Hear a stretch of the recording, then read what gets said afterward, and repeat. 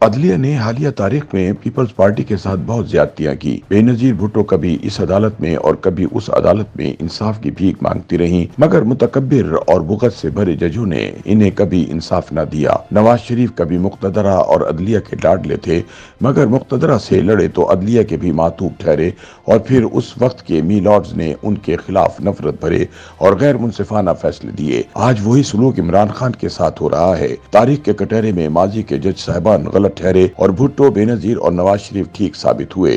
یہ نہ ہو کہ آنے والے دنوں میں آج کے میلارڈز غلط ثابت ہوں اور عمران خان درست۔ دیکھنا یہ ہے کہ آج کی عدالت ماضی کی سیاہ تاریخ کیسے درست کرتی ہے۔ ان خیالات کا اظہار سینئر صحافی اور کالم نگار سہیل وڑائچ نے اپنی ایک تحریر میں کیا ہے۔ وہ لکھتے ہیں کہ مولانا ابوالکلام آزاد سے روایت کیا جاتا ہے کہ تاریخ کی سب سے بڑی ناانصافیاں انصاف کے ایوانوں میں ہوئی ہیں۔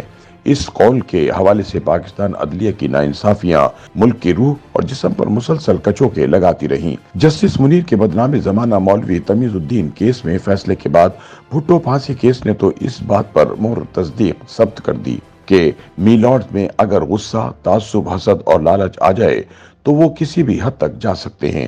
سب کو علم ہے کہ جسٹس مولوی مشتاق کا بھٹو سے ذاتی اناج تھا کہ اسلم ریاض حسین کو کیوں چیف جسٹس بنایا۔ ہم نے قدرت کا انتقام بھی دیکھا کہ مولوی مشتاق کے جنازے پر شہد کی مکھیوں نے حملہ کر دیا۔ اہل جنازہ میت کو چھوڑ کر بھاگ گئے۔ مولوی مشتاق کی میت بیچاری اکیلی پڑی رہ گئی۔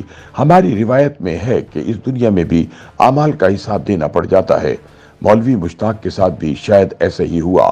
جسٹس انوار الحق اور ان کے ساتھی ججوں کی اکثریت بھی بھٹو صاحب سے اختلاف رکھتی تھی۔ کچھ خوف اور دباؤ کا شکار تھے، اس لیے بھٹو کے خلاف فیصلہ دیا۔ جسٹس انوار الحق کو بھی اس فیصلے کے نتائج بھگتنا پڑے۔ عالمی عدالت انصاف کے انتخاب میں بری طرح ہارے اور آخری عمر میں تنہائی کا شکار ہو کر اس دنیا سے رخصت ہوئے۔ سہیل وڑائچ کہتے ہیں کہ آج کل ذوالفقار علی بھٹو کیس دوبارہ اوپن ہوا ہے۔ دیکھنا یہ ہے کہ آج کی عدالت ماضی کی اس جوڈیشل مرڈر کی سیاہ تاریخ کیسے درست کرتی ہے۔ صرف بھٹو کیس ہی نہیں، یہ بھی ثابت ہو چکا ہے کہ محترمہ بے نظیر بھٹو کے خلاف فیصلہ بھی سیف الرحمان اور نواز شریف کے دباؤ پر سنایا گیا تھا۔ یہی وجہ ہے کہ جسٹس قیوم اور جسٹس راشد عزیز کو مستعفی ہونا پڑا تھا۔ قدرت کا عجیب دستور دیکھیں کہ جسٹس قیوم نے ہی بے نظیر کے خلاف فیصلہ سنایا، اور بعد میں جب وہ مشرف دور میں اٹارنی جنرل بنے تو انہوں نے ہی سوئس حکام کو خط لکھ کر بے نظیر بھٹو اور زرداری کے خلاف مقدمات ختم کرنے کو کہا۔ آج کل عدلیہ کی ایک اور ناانصافی یعنی نواز شریف کے خلاف فیصلے بھی زیر بحث ہیں۔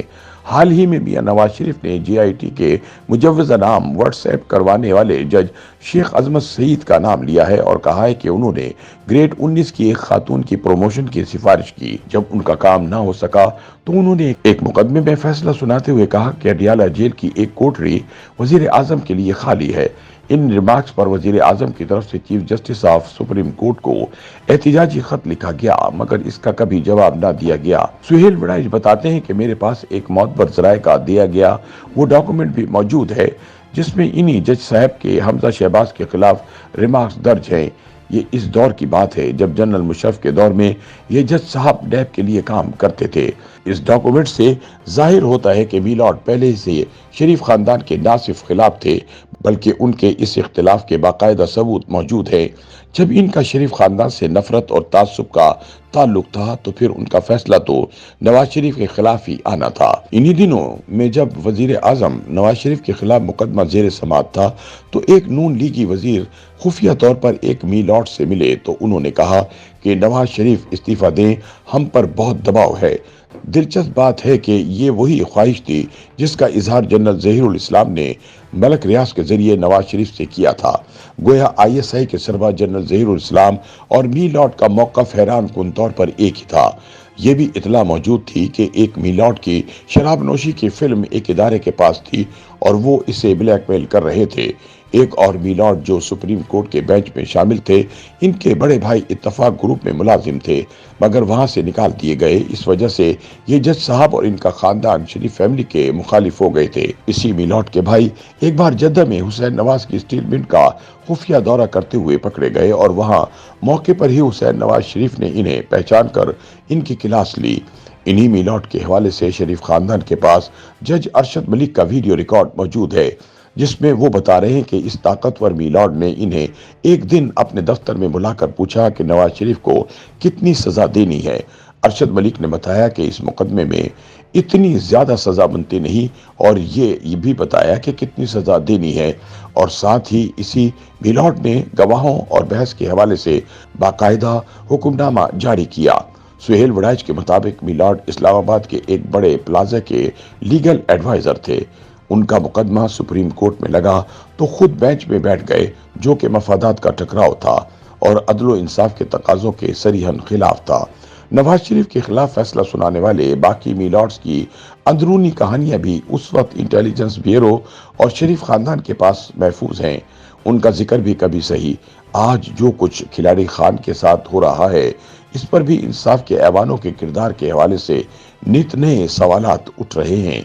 पहला सवाल तो यह है कि भुट्टो हो या बेनजीर, नवाज शरीफ हो या यूसुफ रजा गिलानी, सबके ट्रायल ओपन अदालतों में हुए। इमरान खान का ट्रायल जेल में क्यों? आइंदा इलेक्शन में पीटीआई का क्या किरदार होगा? इस हवाले से मुकम्मल इबाहम पाया जाता है। इसे वाजे क्यों नहीं किया जा रहा?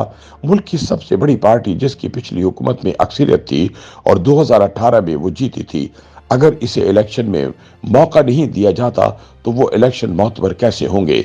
इस हवाले से इंसाफ के ऐवानों से कोई बड़ा फैसला क्यों नहीं आ रहा? केस ऐसा तो नहीं कि आज की अदलिया माजी के गलत फैसलों को तो ठीक कर रही है, मगर आज फिर गलत फैसले कर रही है, जिन्हें मुस्तकबिल में ठीक करने के लिए फिर किसी नए मसीहा का आना जरूरी होगा।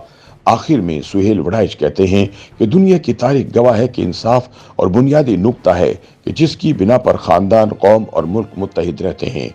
हमने मशरकी पाकिस्तानियों से बेहद नाइंसाफियां की, जिसका नतीजा अलमिया सकूत ढाका की सूरत में निकला। याद रखें कि अगर वालिदैन भी अपने बच्चों से इंसाफ ना करें तो बच्चे इनके खिलाफ बगावत करके उनसे अलग हो जाते हैं। ऐसा हर रोज हमारे सामने होता रहा है।